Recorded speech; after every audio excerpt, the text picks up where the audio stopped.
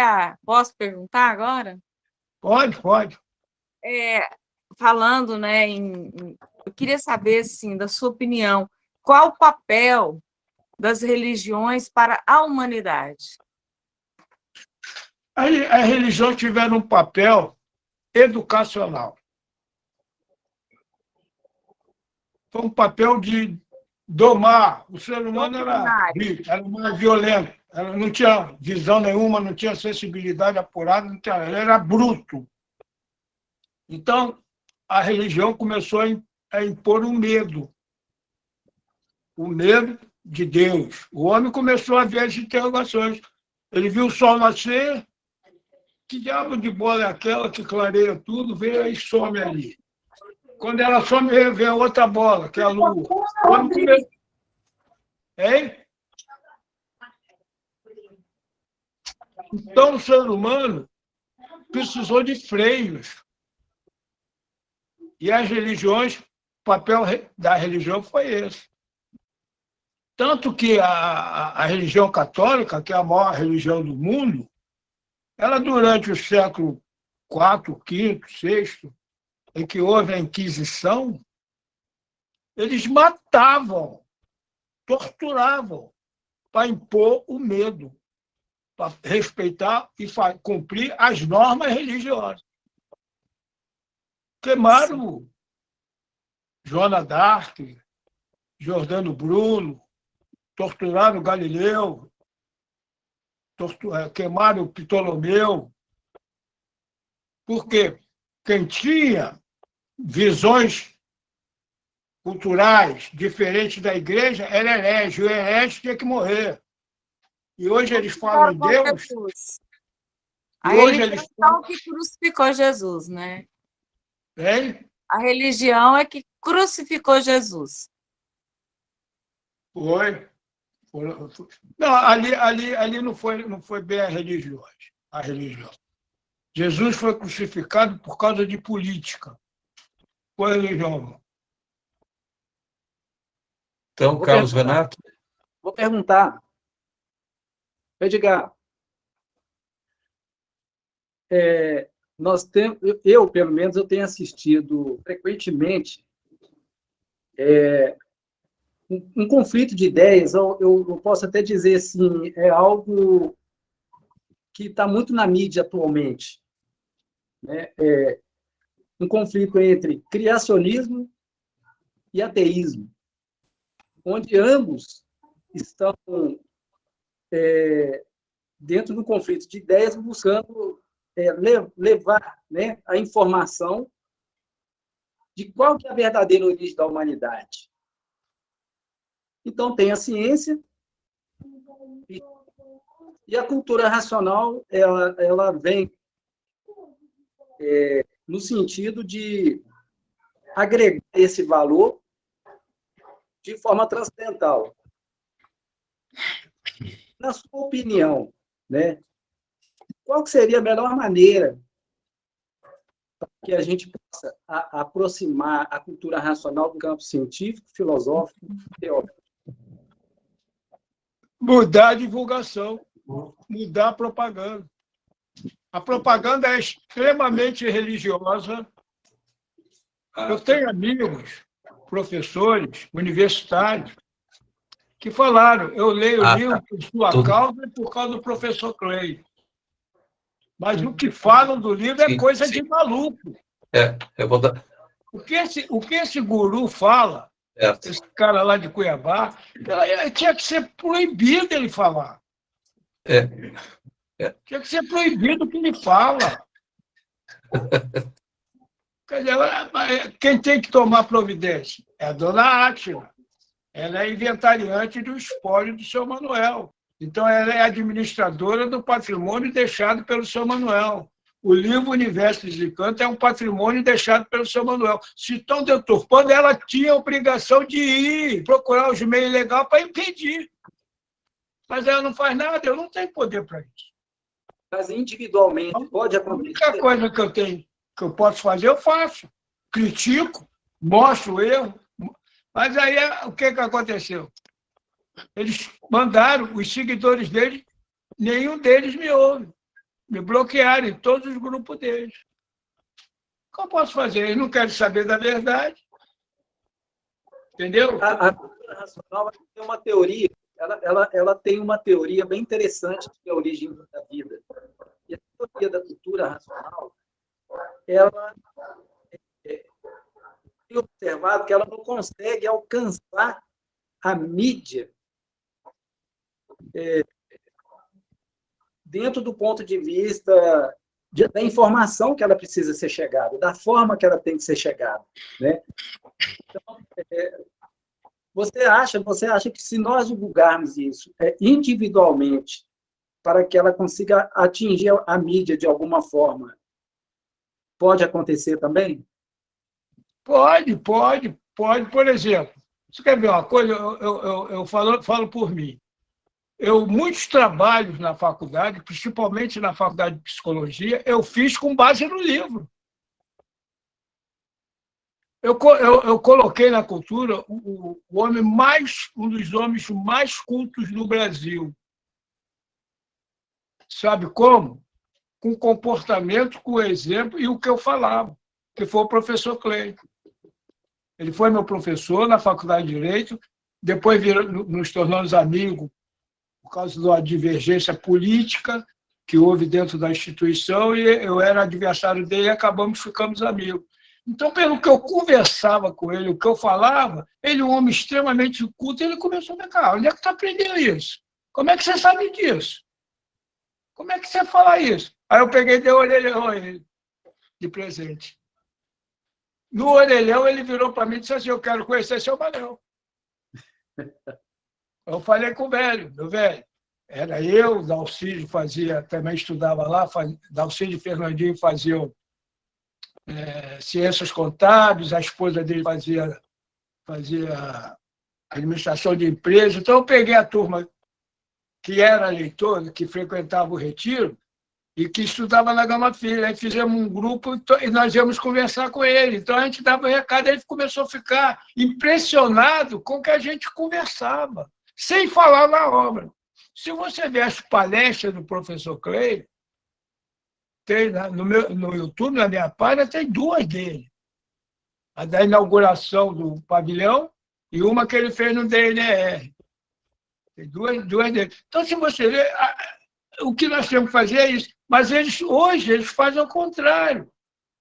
Quem é esse João de Cuiabá? Um cara que não sabe nem falar.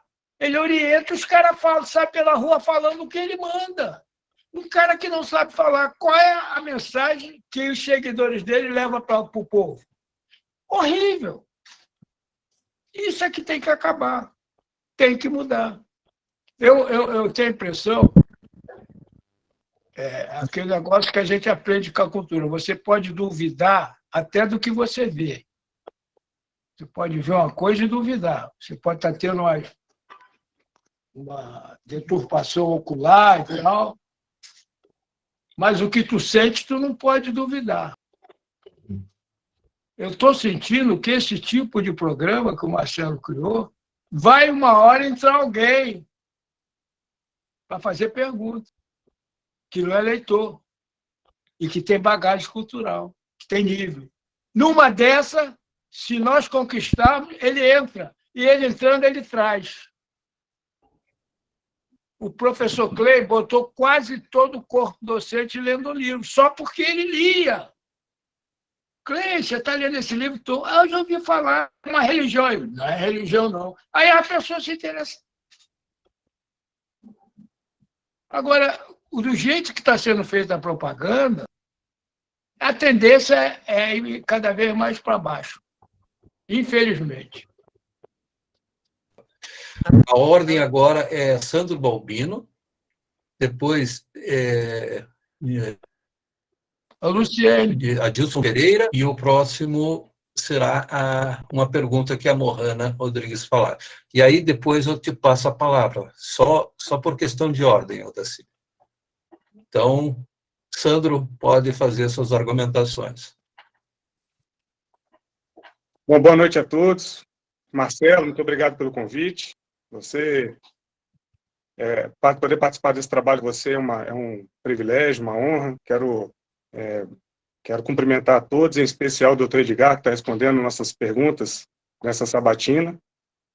E, bom, eu sou estudante de cultura racional, talvez acho que o mais novo de cultura aqui, né? Eu tenho 20 anos de cultura racional e não convivi com o seu Manuel, né? Eu conheci o livro eu tinha recém acabado de me formar na Academia Militar das Agulhas Negras, inclusive eu sou oficial do Exército, sou tenente-coronel do Exército da Ativa ainda, e conheci o livro naquele momento eu estava no Exército, tropa, então muitos questionamentos, vim de religiões espíritas, sempre busquei, nunca encontrei as respostas que eu queria encontrar, né? E aí, quando o livro chegou na minha mão e foi respondendo tudo isso aí, né, respostas que nem nas religiões espíritas, que eram que até então mais respondiam essa parte energética, fluídica, de essência, mas não chegava na riqueza de detalhes que quem estuda a obra Universo em Desencanto consegue ter todos os esclarecimentos dados pelo pai, né? E quando eu me apeguei ao livro e fui consumindo e lendo toda a obra, você fica natural, você já quer conhecer o autor, né? Mas ele já tinha partido, né? Já tinha cumprido a sua missão, que foi deixar os 1000 livros aí, e já não estava mais entre nós. E toda oportunidade, Sr. Edgar, que eu tenho de conversar com alguém que conviveu com o mestre, eu gosto de sugar muitas informações, eu gosto de absorver, porque eu vou dizer para o senhor que eu conheço o seu Manuel, conheço, porque quer conhecer um homem, conheça a obra dele, e eu conheço toda a obra dele, né? Já li todos os 1000 livros. Então, eu conheço o seu Manuel e converso com ele todo dia que eu leio o livro, é o seu Manuel falando para mim e para a humanidade inteira, e para todo mundo que quiser ouvir. Todos os esclarecimentos estão lá, da vida prática como das influências do pensamento e da imaginação, de quão é importante o desenvolvimento do raciocínio para a volta dos 21 degraus que o senhor bem abordou. Então, o seu Manuel explica tudo. Mas para nós que não o conhecemos, fica um pouco dessa... Que pena que eu não conheci o livro com o seu Manuel ainda aqui em matéria, né, para poder conversar com ele, que ele é o livro vivo, né? Então, a minha pergunta para o senhor, Edgar, eu sei que vai ser difícil o senhor escolher um caso. Depois de tantos anos de convivência com o mestre, mas tem algum caso especial, algum momento que o senhor teve com o mestre, e que não seja aquele momento que o senhor guarde no coração do senhor, que é só do senhor e dele, mas que o senhor gostaria também de compartilhar com todos nós aqui, em especial aqueles como eu que são estudantes do livro, que tem esse vaziozinho de não ter conhecido o mestre em matéria. O que o senhor pode contar para nós disso aí, sobre isso? Ô, Sandro, eu vou dizer uma coisa para você. Eu, até bem pouco tempo antes dele ir embora, eu conversando, eu via certas coisas que eu dizia para ele. Então, Manel, o senhor não é mole, hein? Ele, por quê? Quando eu penso que lhe conheço, o senhor me mostra que eu não conheço nada. O senhor está sempre me mostrando uma faceta diferente. E era verdade. Quando você achava que estava conhecendo ele te mostrava mais alguma coisa. Então, ele era um homem de uma simplicidade extraordinária. E o problema maior foram os mitos que criaram com a figura dele. Só. Você quer ver uma coisa? Um dos mitos. O pai resolve na hora que for resolver. O pai não gosta de confusão, o pai não quer isso. Seu Manel, eu cansei de tomar bolacha dele. Eu era abusado. Uma vez eu passei a fazer uma besteira para ele, ele colou no meu ouvido, eu saí cambaleando lá dentro da garagem, caí abraçado no bebedouro, vomitando. Ele me pegava às vezes na orelha, rodava de eu rodar. Eu vi, ele pegou lá no Retiro, já no Retiro, porque o seu Manuel de Belfor Roxo não era o seu Manuel do Retiro, não. Mudou. Quem conhecia ele viu, sentiu a mudança. Ele pegou o violão, quebrou na cabeça de um garoto lá. Então, a hora que ele tinha que dar o tapa, ele dava. Na hora que ele tinha que te dar amor, ele também dava. Então, ele era um homem que você... Muito difícil a gente, com a compreensão e o entendimento que nós temos hoje, a gente já sabe que ele era um homem diferente. Isso você começa a sentir. Esse homem é diferente. Ele não falava uma palavra que a letra não te contasse uma história. O seu Manel não perdia tempo. Ele acordava falando em cultura nacional, ia dormir falando em cultura nacional e falava de formas diferentes. Então, a Lolo morou no Retiro. Ela sabe disso. Ele era uma pessoa... Eu realmente eu convivi com ele. Eu conheci ele em 60, ele foi embora em 91. 31 anos direto, porque ele fez um trato comigo. Ele falou para mim, eu quero você de 8 em 8 dias na minha casa. Nem que tu entre numa porta e saia na outra. Que se você passar de 8 dias, está por conta do à toa. Pode morrer a qualquer hora. Eu não estava afim de morrer, então eu passei 31 anos ao lado dele. E ele confiava em mim, gostava de mim.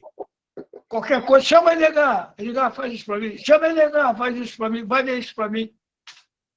E eu, nesses 31 anos, a única coisa que eu posso te falar com certeza é que ele era um homem diferente e extraordinário. Que quanto mais tu conhecia ele, mais ele te mostrava alguma coisa. Deu para entender, Sandro? Ele era uma pessoa extraordinária. Agora, na leitura, você começa a sentir o homem missionário. Porque tinha o seu Manuel, tinha o racional superior e tinha o missionário. Entendeu? E ele adorava. Essa moça, que ele falava para mim, para todo mundo, não vale nada. Falava. E ele mesmo assim adorava, era filha dele. Ele falou para a gente, quando ele foi casar com a dona Yolanda, que eu conheci a dona Yolanda, ele dizia, eu desobedeci a eles aí, seu. Olha o que deu. Isso aí é produto do meu erro. Produto do meu erro, porque ele não, aí em cima não queria que ele casasse com Dona Yolanda, mas como ele já estava, olha o homem, Manuel, já estava gostando dela, ele segurou, casou. Aí ele falou, minhas filhas são são efeitos do meu erro, eu tenho que bancar. E ele gostava. Quer dizer, então, a primeira coisa que você tinha que fazer convivendo com ele era conhecer o homem, o missionário e o porta-voz. Por exemplo, tinha momentos que eu não gostava de ficar perto dele. Eu já vi gente se dar mal em pensar.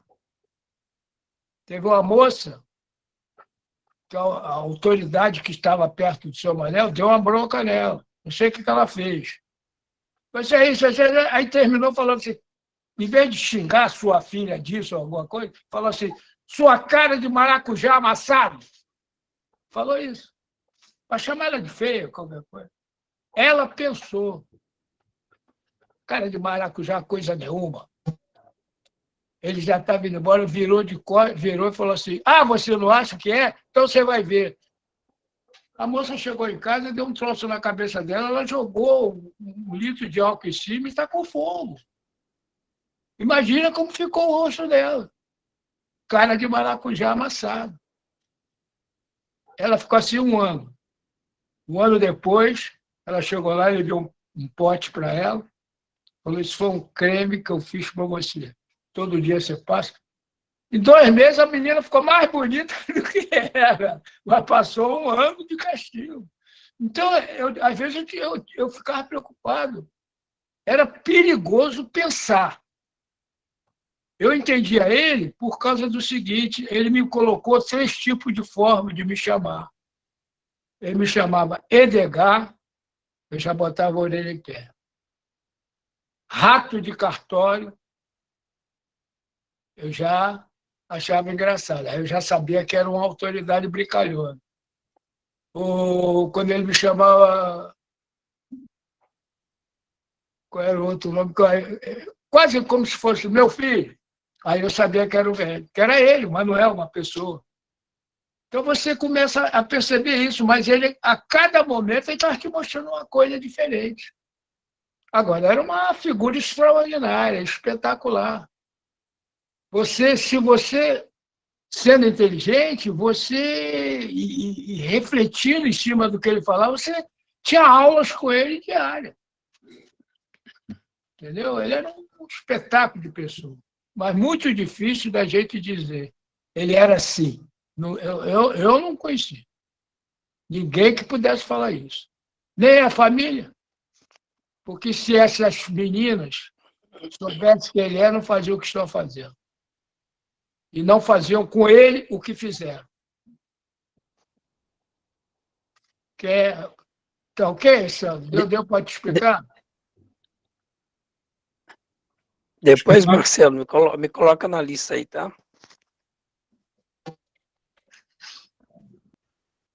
Adilson, pode falar. Ah, tá. Eu sou Adilson, boa noite, Edgar. Sou aqui de São Paulo, Cachoeirinha, Zona Norte. Tá ouvindo? Estou ouvindo bem. Então, seu Edgar, a minha profissão, eu sou barbeiro, acho que o senhor, já falei com o senhor já me conhece. A minha pergunta é simples, assim, quer dizer, de uma forma simples, mas de um conhecimento superior, né? Eu só queria saber aqui qual a diferença de uma fase para uma era e qual era estamos.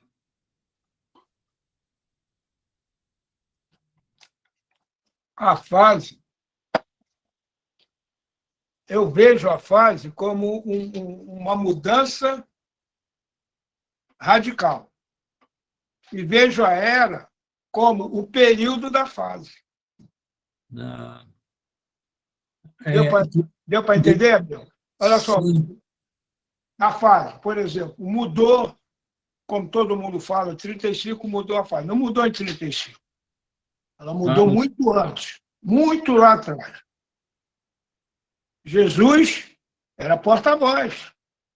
Jesus era da mesma turma do seu Manuel, que é a turma que usa branco.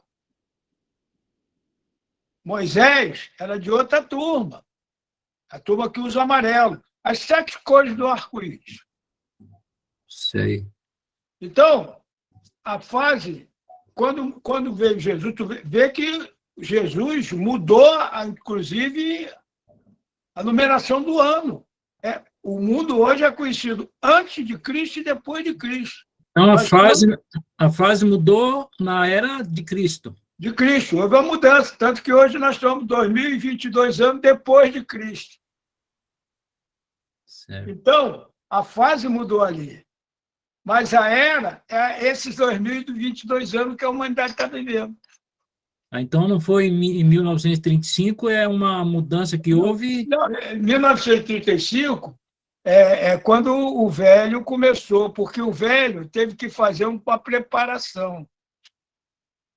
Por exemplo, que eu posso falar? O Pitangueiro, o maior cirurgião plástico do Brasil, não é isso? Mas ele teve que estudar, faculdade, pós-faculdade, outros cursos, aperfeiçoamento, para ser o melhor. O seu Manuel era um porta-voz, era um missionário. Então, o missionário, ele surge, mas ele é preparado. Ele não chega já falando. Você vê que Jesus sumiu com 11 anos, só apareceu com 29. Onde ele ficou aos 18 anos? Ficou aprendendo em algum lugar. O velho é uma história que nasceu em 1903. Tu vê como esse pessoal é? Viu, Sandro? Aquilo que eu te falei, as coisas que criam sobre o seu Manuel. o seu Manuel, ele não nasceu em 1903. E o guru inventou, espalhou. Você já deve ter lido isso, que em 1902, a mãe do seu Manel ficou grávida para ele nascer em 1903. É mole isso. E nasceu sem cordão umbilical. Pô, ninguém sabe de onde o seu Manel era.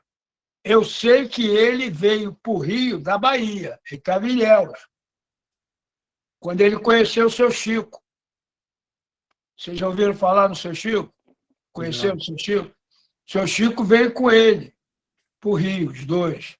Eu costumo dizer que pouca gente conheceu também o seu Chico. Seu Chico é tão importante nessa conjuntura, nesse contexto da cultura nacional, que Jesus teve 12 apóstolos ajudados. Seu Manel só precisou de um, que foi seu Chico. Seu Chico veio com ele garoto e com ele ficou até morrer com 100 anos redondinho. 100 e poucos anos. Morreu com mais de... Se ele tivesse vivo, ele teria feito, no sábado, teria feito 132 anos.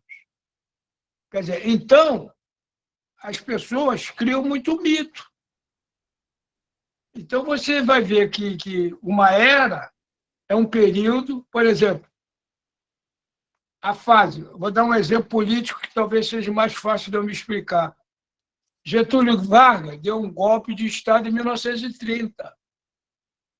Então, mudou a fase, começou o Estado Novo. A era dele foi aqueles 14 anos do Estado Novo. Ah, entendi. Aí veio a eleição, voltou a democracia. Os militares deram um golpe em 64. Até 82, foi o quê? Foi a era dos militares. Então, a fase, ela faz uma marca de uma etapa, que fica na história. A era é o período que aquela fase durou. A era é menor, né? É um tempo menor. Hein? A era é um período menor, né? A era é só o período da fase. Agora, por exemplo, nós estamos em qual era? Que era estamos vivendo? Mas em que campo? Espiritual ou material? Não, dentro da cultura racional. Dentro da cultura racional, nós estamos numa era digamos assim, o mundo racional está balançando o caldeirão para ver quem vai cair e quem vai ficar. Entendi. A era do fogo, então, no caso? Eu acho que nem é era Porque do fogo. não, Eu acho que mais é uma era de seleção. Uma era de entendi. seleção. Também fala muito de liquidação, né? Seleção. Liquidação é como se esse pessoal lê o livro e não percebeu ainda que a morte não existe. A morte verdadeiramente não existe. Então, se não existe morte, não tem liquidação. Ninguém é liquidado. A pessoa muda de estágio, de plano. É a liquidação de uma fase, então, no caso, que terminou uma fase. Não é nem liquidação, é encerramento, porque muda tão naturalmente que não precisa ter que nem politicamente ter uma eleição, ter um cara que entra para governar e muda, não. É muito natural. Entendi. Tá muito bom, natural. Silvio. Obrigado, viu? Depois me inclui aí, tá, Marcelo?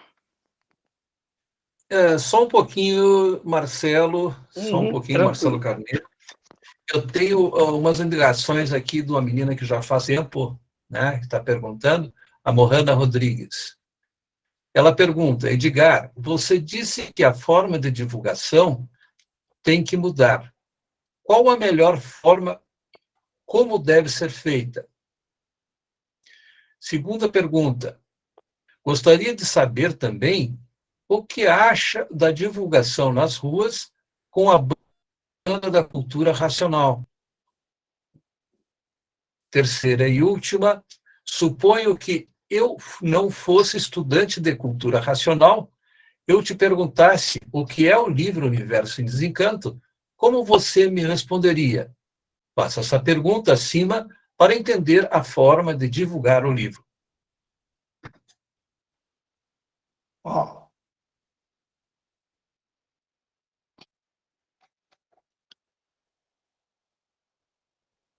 essa terceira pergunta, a resposta é muito longa. Eu ia ter que falar sobre a obra.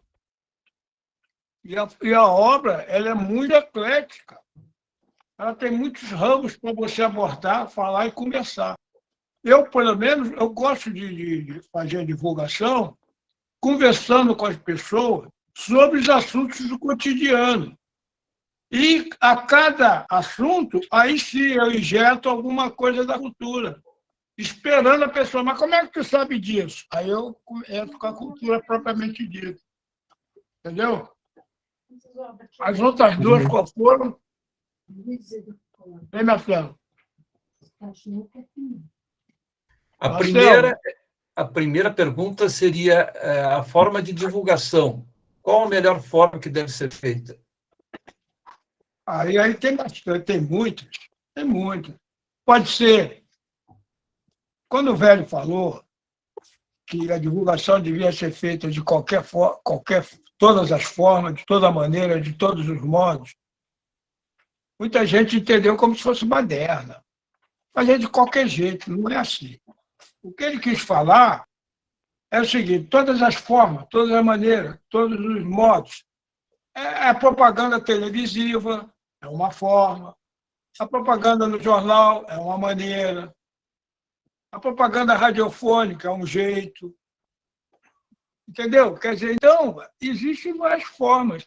Tem o que eu acho primordial e a única coisa que eu acho é que tem que acabar com o discurso religioso.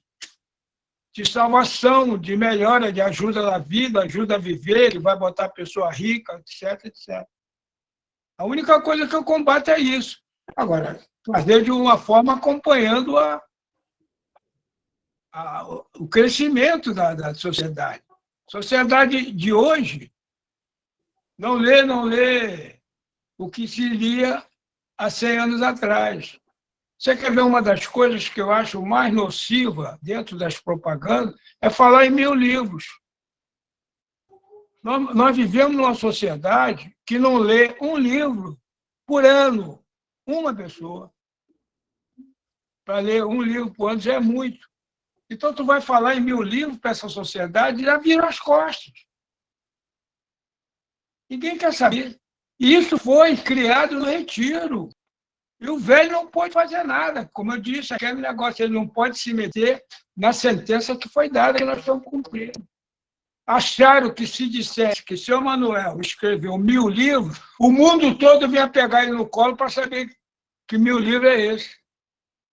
E foi o maior atraso.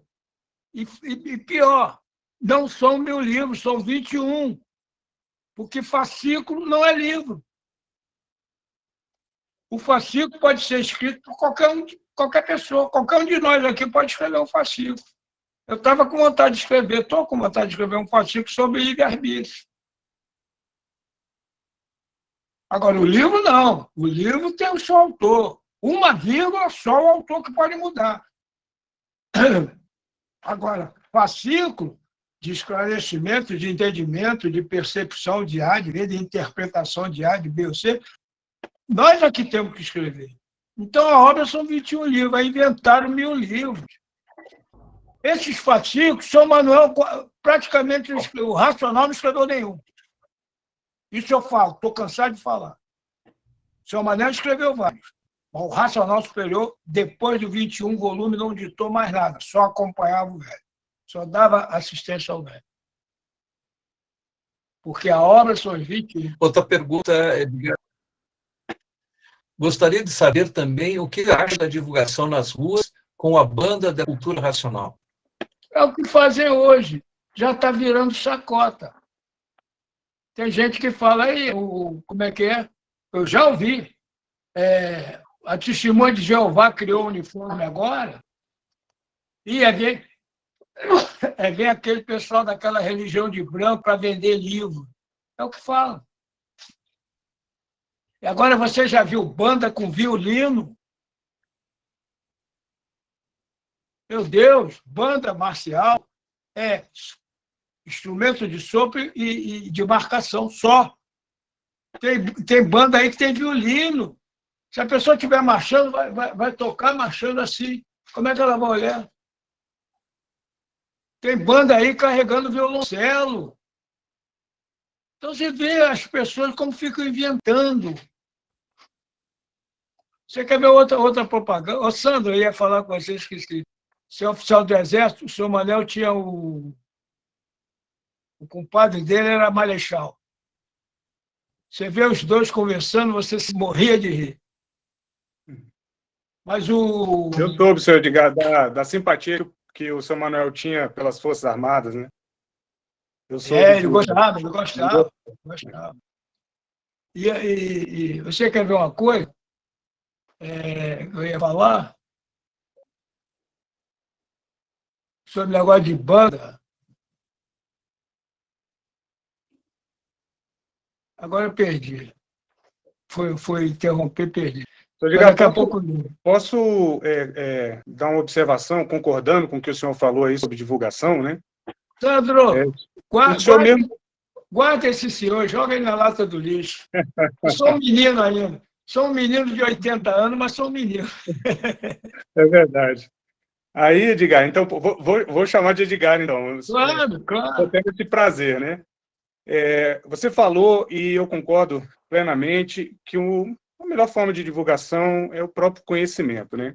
Quando a pessoa estuda o livro, ela tem assunto para qualquer ambiente. O livro ele é muito atual. A gente vê hoje aí um jornal nacional, qualquer jornal desse falando, nós sabemos explicar tudo o que está acontecendo no mundo dentro do conhecimento da cultura racional, né? Então, essas conversas baseadas no conhecimento, no que está ali no livro, realmente impressionam as pessoas, né? Ninguém hoje sabe como que funciona o pensamento e a imaginação da pessoa.